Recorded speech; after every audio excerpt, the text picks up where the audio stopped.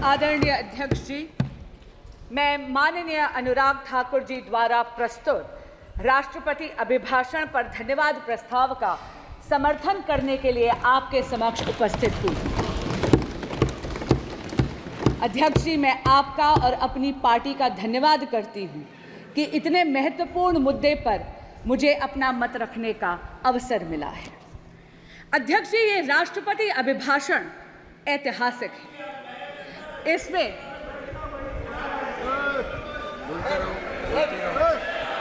ये अभिभाषण ऐतिहासिक है और ये ऐतिहासिक इसलिए है अध्यक्ष जी क्योंकि इसमें एक दशक के मोदी सरकार की अद्वितीय कार्यों का चित्रण ही नहीं बल्कि आने वाले स्वर्णिम काल यानी विकसित भारत के संकल्प का उद्घोष भी है।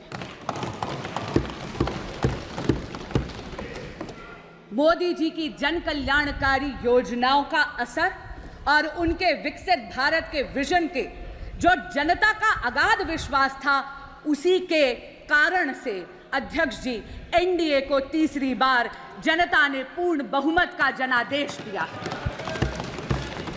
महामहिम राष्ट्रपति जी ने अपने अभिभाषण के पैराग्राफ 3 में जो कहा है, आपके माध्यम से समक्ष के पूरे सदन के समक्ष पुनः दोहराना चाहूंगी। 2024 का चुनाव नीति, नियत, निष्ठा और निर्णयों पर विश्वास का चुनाव रहा है।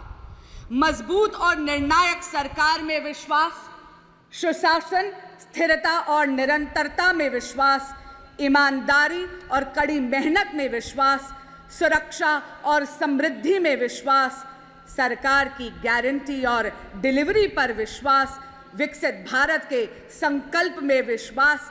मेरी सरकार ने 10 वर्षों में सेवा और सुशासन का जो मिशन चलाया है, ये उस पर मोहर है। अध्यक्ष जी, एक दशक में ये पहली बार ऐसी सरकार भारत में आई है जिसकी कथनी और करनी में अंतर नहीं है। जो कहा वो किया। धारा 370 हटाई, जो कहा वो किया। भव्य राम मंदिर का निर्माण किया, जो कहा वो किया। सीएए लेकर आए, जो कहा वो किया। 1 रैंक 1 पेंशन लाए, जो कहा वो किया। मेक इन इंडिया की नींव रखी, जो कहा वो किया।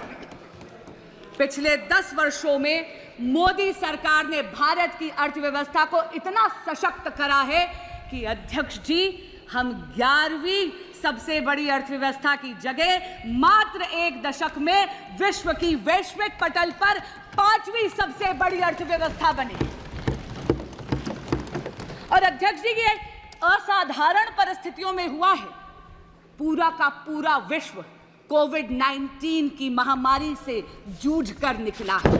अभी भी विश्व के कई देश हैं जो युद्ध की अग्नि में झुलस रहे हैं, लेकिन भारत मोदी जी के नेतृत्व में वैश्विक पटल पर तीसरी सबसे बड़ी अर्थव्यवस्था बनने के पथ पर अग्रसर है। हमारे माननीय प्रधानमंत्री नरेंद्र मोदी जी ने 2047 तक भारत को एक विकसित राष्ट्र बनाने का एक संकल्प लिया है। इस संकल्प के 4 मुख्य स्तंभ हैं। पहला स्तंभ युवा शक्ति, दूसरा नारी शक्ति, तीसरा किसान कल्याण और चौथा गरीब कल्याण। अध्यक्ष जी, यदि आप युवा शक्ति की बात करते हैं तो किसी भी प्रकार का अवसर यदि आप भारत की युवा शक्ति के समक्ष प्रस्तुत करते हैं तो उस अवसर का लाभ लेने के लिए युवा शक्ति चूकती नहीं है। शिक्षा के पर्याप्त अवसर हुए, इसके लिए मोदी सरकार ने एक दशक में 7 नए IITs, 16 नए IIITs, 7 नए IIMs, 15 AIIMS hospitals, 315 medical colleges और 390 नए विश्वविद्यालय स्थापित करे हैं। स्टैंड अप इंडिया और स्टार्टअप इंडिया की अगर हम बात करें तो इन 2 योजनाओं के कारण अध्यक्ष जी देश का युवा जॉब सीकर की जगह जॉब क्रिएटर बना है। इस जॉब क्रिएशन से वेल्थ क्रिएशन की तरफ वो अग्रसर है। और आप जैसे माननीय अनुराग ठाकुर जी ने भी सदन के समक्ष रखा, आज भारत स्टार्टअप इकोसिस्टम में विश्व की 3rd लार्जेस्ट इकोसिस्टम है। अध्यक्ष जी, मुद्रा योजना में स्वरोजगार के लिए आप ये देखिए 46 करोड़ युवाओं ने 26 लाख करोड़ रुपए का ऋण आसानी से लिया है। आज देश में 1,81,000 स्टार्टअप कंपनियां हैं, जिसमें से 100 से अधिक यूनिकॉर्न्स हैं। पिछले 10 वर्षों में Bharat ease of doing business के इंडेक्स पे 142nd पोजीशन से 63rd पोजीशन पे पहुंचा है। और पिछले 24 वर्षों में यानी 2000 से 2024 में ही भारत में कुल $990.97 बिलियन का FDI आया है, जिसमें से अध्यक्ष जी 67% यानी $667.4110 बिलियन मात्र पिछले 1 दशक में एनडीए की सरकार में आया है। Today, Bharat has become a leader in the world of manufacturing. चाहे इलेक्ट्रॉनिक्स हो, चाहे ऑटोमोबाइल हो, चाहे रक्षा उपकरण हो, भारत एक अग्रणी निर्माता के रूप में वैश्विक पटल पर उभर रहा है। और इस नई दुनिया में microchips are the new oil. Semiconductors और चिप मैन्युफैक्चरिंग की दुनिया में भारत कहीं पीछे ना छूट जाए, इसके लिए मोदी सरकार 1.25 लाख करोड़ रुपए का इंफ्रास्ट्रक्चर पहले ही उद्घाटित कर चुकी है। असम में 27,000 करोड़ का सेमीकंडक्टर का प्लांट भी बन रहा है। वो दिन दूर नहीं अध्यक्ष जी, जब चिप मैन्युफैक्चरिंग और सेमीकंडक्टर्स की दुनिया में Bharat will be a global leader. प्रधानमंत्री नरेंद्र मोदी जी के नेतृत्व में भारत में बहुत ही ट्रांसफॉर्मेटिव प्रोग्राम्स आए हैं, जैसे डिजिटल इंडिया, जैसे मेक इन इंडिया, जैसे स्टार्टअप इंडिया। इनके कारण भारत के युवाओं की एंटरप्रेन्योरियल स्पिरिट को बहुत ज्यादा प्रोत्साहन मिला है। अब हम आते हैं विकसित भारत के दूसरे स्तंभ पर, यानी नारी शक्ति। अध्यक्ष जी, हम सब ने सुना है कि चूल्हे की रोटी का स्वाद बड़ा गजब है, लेकिन उस चूल्हे की रोटी के स्वाद के चक्कर में मेरे देश की मातृशक्ति के फेफड़े झुलस जाते हैं। पहले जाती है, लकड़ी काटती है या लकड़ी बींदती है, गठरी सर पर लेकर आती है, 20 से 25 मिनट लगते हैं चूल्हा सुलगाने में। लेकिन नरेंद्र मोदी जी ने 10 करोड़ से ज्यादा उज्ज्वला गैस कनेक्शंस देके मातृशक्ति को धुएं की जिंदगी से निजात दी। हमारे देश में बचत की आदत हमारे देश में एक एक को मातृशक्ति ने सिखाई। आप सबको याद होगा वो नानी जो रामायण के पन्नों में पैसे छुपाती, वो दादी जो चीनी के जार में पैसे छुपाती है। अरे उन चोरी के पैसों से कुल्फी फलूदा खाने की मिठास ही अलग है। लेकिन कितनी अचंभे की बात है अध्यक्ष जी, जिस मातृशक्ति ने देश को बचत सिखाई उनके पास बैंक अकाउंट ही नहीं थे। नरेंद्र मोदी जी प्रधानमंत्री जन धन योजना के तहत देश की मातृशक्ति को फॉर्मल बैंकिंग सेक्टर का उन्होंने उसे हिस्सा बनाया। अध्यक्ष जी, 50 करोड़ से अधिक बैंक के खाते खुले प्रधानमंत्री जन धन योजना में, जिसमें से 56% महिलाओं के खाते थे। हमारे यशस्वी प्रधानमंत्री नरेंद्र मोदी जी ने यह भी सुनिश्चित करा कि महिलाओं के स्वरोजगार के लिए उनके पास आर्थिक सपोर्ट यानी फाइनेंशियल सपोर्ट की उपलब्धता हो। प्रधानमंत्री मुद्रा योजना के तहत कुल ऋण जो सैंक्शन हुए हैं उसमें से 69% महिलाओं के लिए सैंक्शन हुए। इसी तरह स्टैंड अप इंडिया के तहत अध्यक्ष जी 84% ऋण महिलाओं के लिए सैंक्शन हुए। एनडीए सरकार ने 1 करोड़ लखपति दीदी का जो टारगेट रखा था सेल्फ हेल्प ग्रुप मूवमेंट के माध्यम से, वो तो पहले ही लक्ष्य प्राप्ति हो गई है। इसलिए मोदी सरकार ने अब ये लक्ष्य बढ़ाकर 3 करोड़ महिलाओं को लखपति दीदी बनाने का रखा। अध्यक्ष जी, महिलाओं को सशक्त बनाने के उद्देश्य से प्रधानमंत्री जी लाए हैं नमो ड्रोन दीदी। मेरे देश की बहन बेटियां अब ड्रोन पायलट बनेंगी। न केवल इससे कृषि कार्य में आधुनिक तकनीक का इस्तेमाल होगा, लेकिन आप ये देखिए समाज की सोच में भी अंतर पड़ेगा। It is going to not only leverage technology for modernisation of agrarian economy of India, but also will ensure a tectonic shift in the psychology of the society.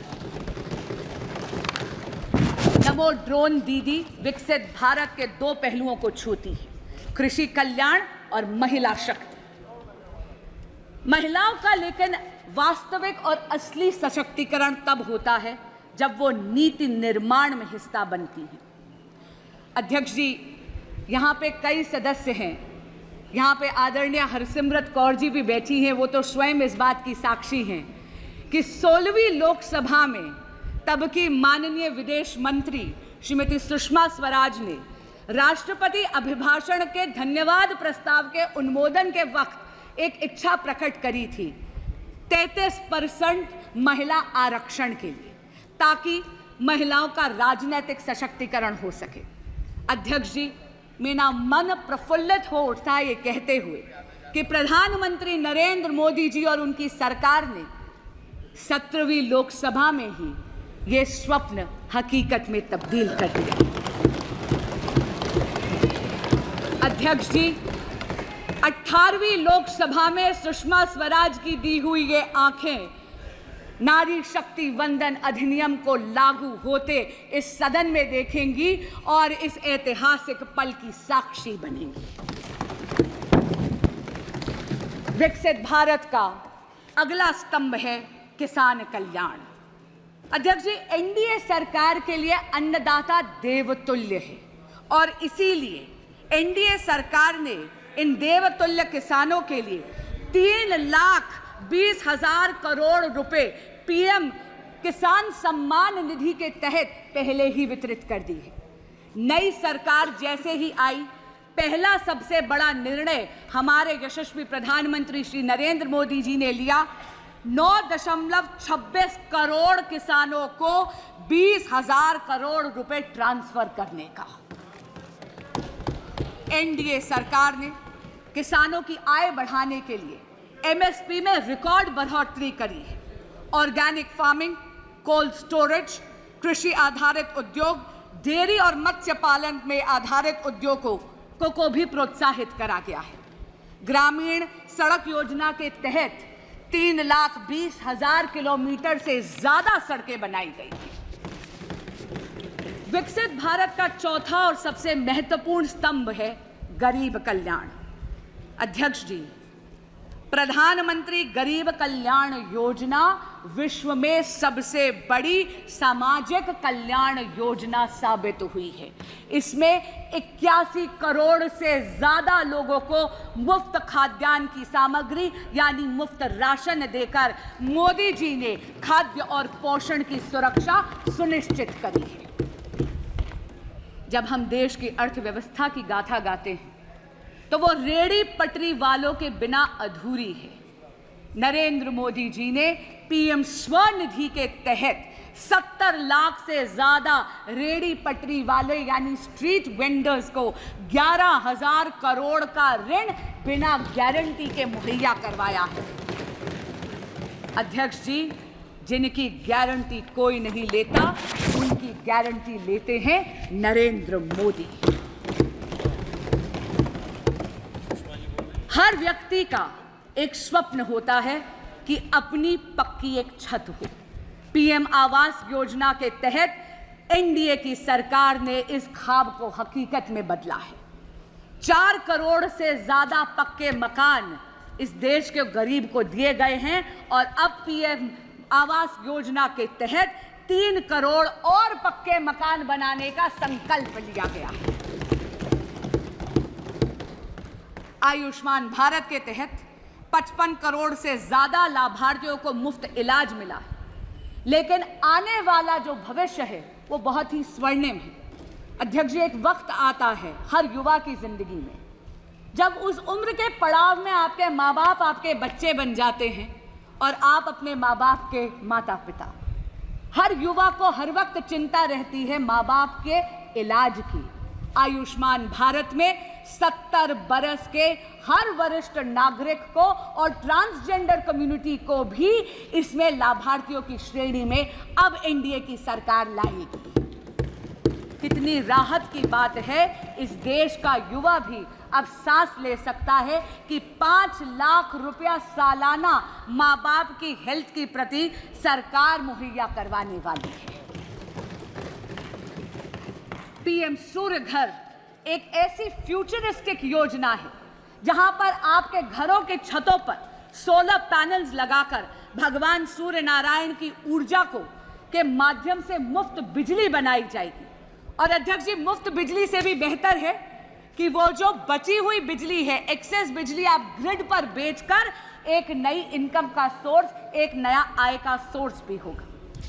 लेकिन मोदी सरकार अलग है अध्यक्ष जी, केवल नीति निर्माण ही नहीं करती, केवल योजनाएं ही नहीं बनाती, केवल उन योजनाओं का लाभ जन जन तक नहीं पहुंचाती, लेकिन वो लाभ सुनिश्चित हो, लास्ट माइल डिलीवरी हो, उसके लिए विकसित भारत संकल्प यात्रा भी निकालती है। अध्यक्ष जी, मोदी की गारंटी की गाड़ी आपके दरवाजे आती है, जनता के दरवाजे आती है। सभी सरकारी योजनाएं एक ही छत के नीचे है। आपको आधार कार्ड बनाना है, काउंटर वही है। पीएम स्वनिधि चाहिए, काउंटर वही है। आपको उज्ज्वला गैस कनेक्शन चाहिए, काउंटर वही है। गुड गवर्नेंस के साथ साथ accessibility to that good governance Modi सरकार सुनिश्चित करती है। एक अच्छी सरकार जो आए आपके द्वार।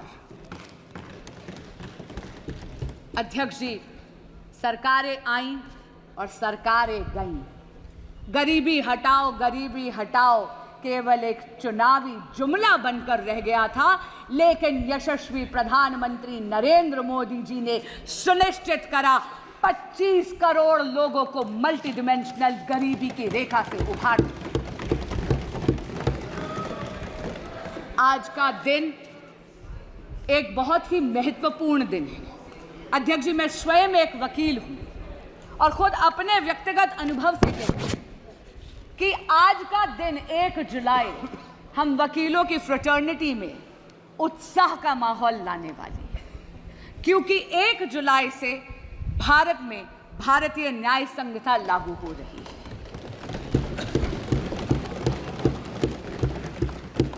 पहले के कानून ब्रिटिश राज की गुलामी की बेड़ियां थे जो हमारी न्याय प्रणाली को जकड़े हुए थे। पहली बार भारत में एक ऐसी दंड प्रणाली आ रही है जिसका ध्येय न्याय होगा। क्योंकि अध्यक्ष जी, जब कोई ऐसा कानून विलायती हुकूमत बनाती है तो उसका उद्देश्य न्याय नहीं होता, उसका उद्देश्य दमन होता है, क्योंकि वो चाहती है कि उसकी हुकूमत बरकरार रहे। लेकिन पहली बार देश में भारतीय दंड प्रणाली आएगी जिसका ध्येय न्याय होगा, न्याय को प्राथमिकता देगी। और हमारे यहाँ कहते हैं justice delayed is justice denied. ये वो क्रिमिनल सिस्टम होगा लॉज का जो एक एक्सपीडियंसी लाएगी, एक तेजी लाएगी भारत के क्रिमिनल जस्टिस सिस्टम में। कम्युनिटी पेनल्टी पहली बार भारत में इंट्रोड्यूस हो रही है। इसका मतलब है at the heart of these laws is not only deterrence of law and punishment, but also a sense of reformation. इन सभी ट्रांसफॉर्मेटिव, फ्यूचरिस्टिक, पाथ ब्रेकिंग कारणों के कारण ही भारत ने एनडीए की सरकार को तीसरी बार पूरा बहुमत दिया है। पर अध्यक्ष जी, विपक्षी गठबंधन ऐसा प्रदर्शित करता है जैसे कि नारायणी सेना इनके पाले में खड़ी है। पर अध्यक्ष जी, इतना जरूर कहूंगी, कृष्ण तो कर्म के कायल हैं, इसलिए उनका आशीर्वाद तो नरेंद्र मोदी जैसे कर्मयोगी पर पुनः बरसा है। विपक्ष चाहे ये दिखाने का प्रयास करे कि स्वयं अक्षोहिणी सेना उनके पास है। अध्यक्ष जी, बहुत चौंकाने वाली बात है कि वो विपक्ष जिसने आपातकाल लगाने का अधर्म करा, वो विपक्ष जिसने भारत के संविधान को गला घोटने का अधर्म करा, जिसने इस देश के लोकतंत्र की हत्या करने का अधर्म करा, वो विपक्ष जिसके गठबंधन के सदस्य आज भी दिल्ली में एक कॉन्स्टिट्यूशनल क्राइसिस क्रिएट करते हैं क्योंकि वो अपनी जिद पे अड़े हुए हैं कि वो अपनी सरकार जेल से चलाएंगे। क्यों? क्योंकि वो सत्ता के मोह में मदमस्त हैं और दिल्ली उनके इस मोह से त्रस्त है। अध्यक्ष जी, बड़ी अजीब बात है, दिल्ली आज पानी के लिए तरस रही थी, एक बारिश हो गई तो पानी से त्रस्त हो गई। लेकिन ऐसा लगता है कि विपक्षी गठबंधन में या आम आदमी पार्टी में एक आपातकाल और एक अकाल पड़ा हुआ है कॉम्पिटेंस का और टैलेंट का, और इसीलिए माननीय मुख्यमंत्री अरविंद केजरीवाल जी मुख्यमंत्री की सीट को जकड़ कर बैठे हैं। मैं पूछना चाहती हूं, ऐसा विपक्ष जो पॉलिसी पैरालिसिस का अधर्म करता है, जो लैक ऑफ गवर्नेंस का अधर्म करता है, वो धर्म की बात कर कर इस सदन में कैसे आड़े आ सकता है जब ये सदन इमरजेंसी की रेजोल्यूशन पास करना चाहता है, इस इमरजेंसी का खंडन करते हुए। अध्यक्ष जी, मुझे एक प्रसंग याद आता है। महाभारत में युधिष्ठिर को जब अकर्मण्यता ग्रसित कर गई तो वो पितामह भीष्म के पास गए। पितामह भीष्म ने युधिष्ठिर जी को सुशासन के कई सूत्र दिए, लेकिन एक मूल मंत्र भी दिया, और वो मूल मंत्र था यतो धर्मस्य ततः कृष्णो, यतः कृष्णस्य ततो धर्मः। जहां धर्म है वहां कृष्ण है, जहां कृष्ण है वहां विजय है। अध्यक्ष जी, धर्म तो नरेंद्र मोदी जी के ही पाले में खड़ा है। लोकतंत्र में मतदाता देवतुल्य होता है। 6 दशक में तीसरी बार लोकतंत्र में भारत के देवतुल्य मतदाता ने विजय श्री का आशीर्वाद एनडीए की सरकार को नरेंद्र मोदी जी के नेतृत्व में दिया है। कुछ दिन पहले मैंने टीवी पे देखा, विपक्ष के एक बहुत ही बड़े नेता मीडिया के बंधुओं से अयोध्या धाम से जीते हुए अपने जनप्रतिनिधि का परिचय करवा रहे थे और उन्होंने कहा, ये हैं अयोध्या के राजा। अध्यक्ष जी, ये विपक्ष की राजसी मानसिकता को परिलक्षित करता है। अध्यक्ष जी, हम तो सत्ता पक्ष में होकर भी सेवा परमो धर्मो वाले, राष्ट्र सर्वोपरि वाले हैं। हमारे तो यशस्वी प्रधानमंत्री भी अपने आप को देश का प्रधान सेवक कहते हैं। अध्यक्ष जी, हमारे तो राजा राम हैं, धर्म हमारा काम है, जपते तो हम माँ भारती का नाम है, इसीलिए तो नरेंद्र मोदी के सामने फेल बाकी सारे तमाम हैं। रिफॉर्म, परफॉर्म और ट्रांसफॉर्म के वर्क एथिक के साथ सबका विकास, सबका विश्वास और सबका प्रयास, इस मूल मंत्र को आत्मसात करते हुए विकसित भारत के संकल्प को सिद्धि तक लेकर जाएगी एनडीए की यह सरकार, मुझे ये पूर्ण विश्वास है। लेकिन मैं साथ में ये आशा भी करती हूँ कि ये सदन एकजुट होकर उस संकल्प को सिद्धि तक ले जाने में मदद अवश्य करेगा। अध्यक्ष जी, आपने मुझे समय दिया और अपनी बात कहने का अवसर दिया, आपका बहुत बहुत धन्यवाद। मैं पुनः इस धन्यवाद प्रस्ताव का अनुमोदन करती हूँ।